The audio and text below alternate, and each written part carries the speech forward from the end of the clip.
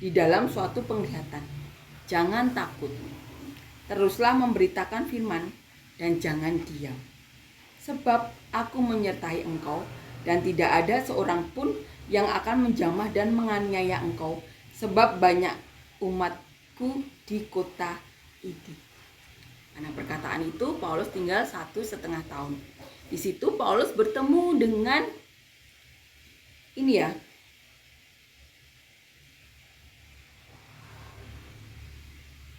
Galio saat itu, karena Galio baru diangkat ya menjadi gubernur di Akaya. Orang-orang Yahudi bangkit untuk dikatakan di sini bersama-sama melawan Paulus, membawa Paulus ke hadapan Galio. Tapi Galio bilang seperti ini. Galio hanya mau mengadili suatu kejahatan. Tidak mau, atau di sini katakan tidak rela mengadili sesuatu yang dikarenakan perselisihan di antara mereka. Lagi-lagi Paulus dilawan oleh orang-orang Yahudi sendiri. Mari kita renungkan dari ayat di awal ya, bagaimana Paulus melewati hari-harinya di Korintus. Amin ya. Kemudian Paulus meninggalkan Athena lalu pergi ke Korintus. Di ayat 1 ya. Di Korintus ia berjumpa dengan seorang Yahudi bernama Aquila yang berasal dari Pontus. Ia baru datang dari Italia dengan Priscilla istrinya. Karena Kaisar Claudius telah memerintahkan supaya semua orang Yahudi meninggalkan Roma.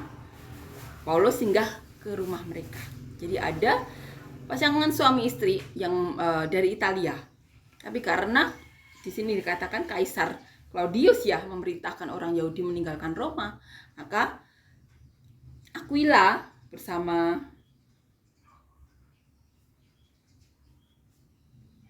istrinya ya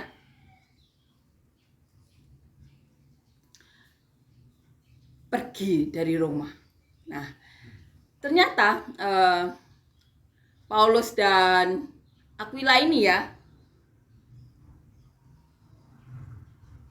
yang mempunyai istri bernama Priscilla, mempunyai profesi yang sama dengan Paulus. Dikatakan di ayat 3, mereka sama-sama tukang kemah. Kemudian saat tinggal bersama Aquila dan Priscilla ya, dikatakan di sini setiap hari Sabat Paulus berbicara dalam rumah ibadat dan berusaha meyakinkan orang-orang Yahudi dan orang-orang Yunani. Kemudian Silas dan Timotius datang dari Makedonia. Paulus dengan sepenuhnya dapat memberitakan firman, di mana ia memberi kesaksian kepada orang-orang Yahudi bahwa Yesus adalah Mesias. Kemudian Silas dan Timotius menyusul Paulus. Di ayat 6 dikatakan, tetapi setiap orang-orang itu memusuhi dia dan menghujat. Banyak orang yang menghujat.